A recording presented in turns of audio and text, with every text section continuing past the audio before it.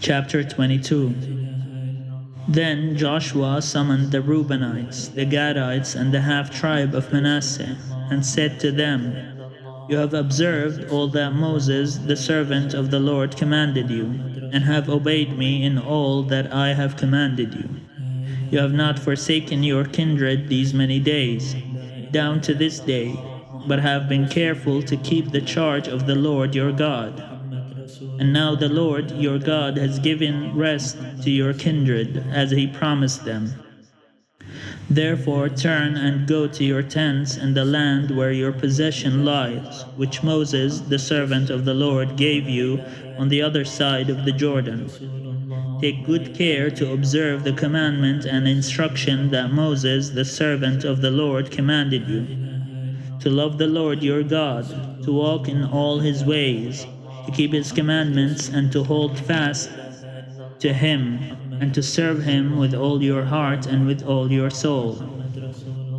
So Joshua blessed them and sent them away, and they went to their tents. Now to the one half of the tribe of Manasseh Moses had given a possession in Bashan, but to the other half Joshua had given a possession beside their fellow Israelites in the land west of the Jordan.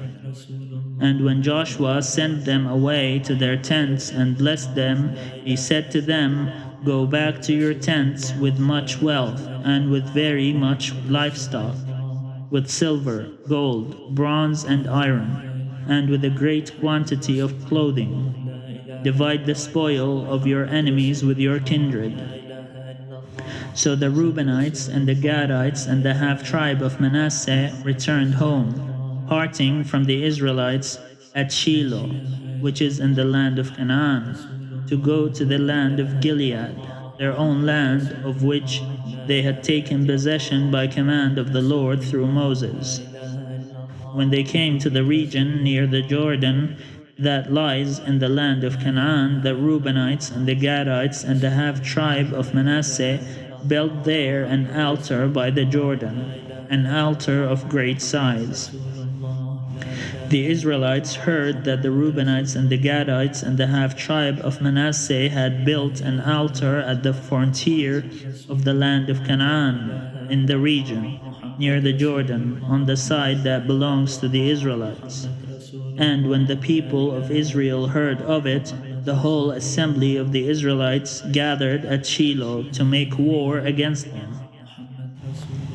Then the Israelites sent the priest Phinehas, son of Eleazar, to the Reubenites and the Gadites and the half-tribe of Manasseh in the land of Gilead, and with him 10 chiefs, one from each of the tribal families of Israel, every one of them the head of a family among the clans of Israel. They came to the Reubenites, the Gadites, and the half-tribe of Manasseh in the land of Gilead, and they said to them, "Thus says the whole congregation of the Lord, what is this treachery that you have committed against the God of Israel in turning away today from following the Lord, by building yourselves an altar today in rebellion against the Lord? Have we not had enough of the sin at Beor, from which even yet we have not cleansed ourselves, and for which a plague came upon the congregation of the Lord, that you must turn away today from following the Lord? If you rebel against the Lord today, he will be angry with the whole congregation of Israel tomorrow.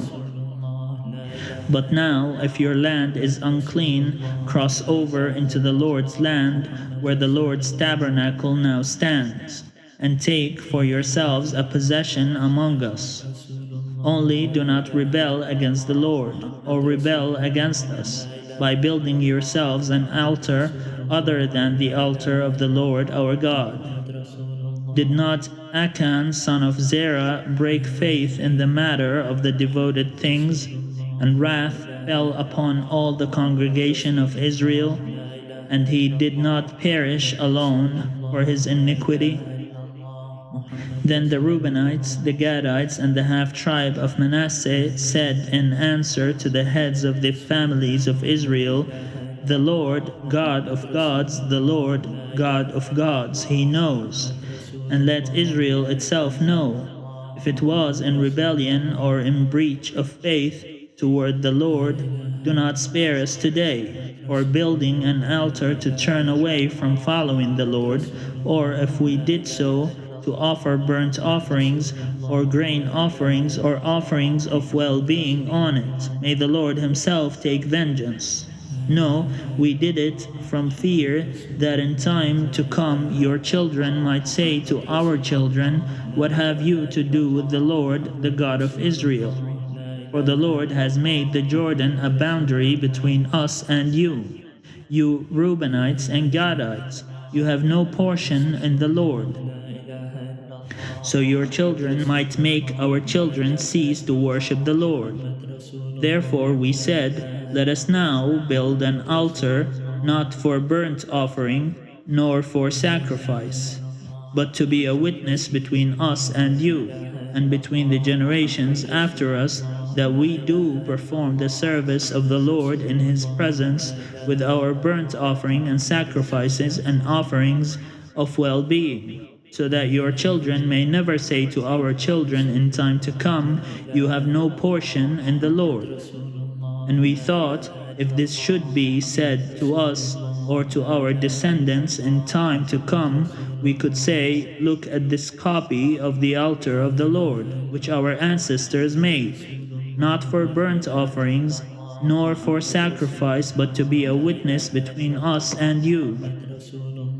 Far be it from us that we should rebel against the Lord, and turn away this day from following the Lord by building an altar for burnt offering, grain offering, or sacrifice, other than the altar of the Lord our God that stands before his tabernacle. When the priest Phinehas and the chiefs of the congregation, the heads of the families of Israel who were with him, heard the words that the Reubenites and the Gadites and the Manassites spoke, they were satisfied. The priest Phinehas, son of Eleazar, said to the Reubenites and the Gadites and the Manassites, today we know that the Lord is among us, because you have not committed this treachery against the Lord.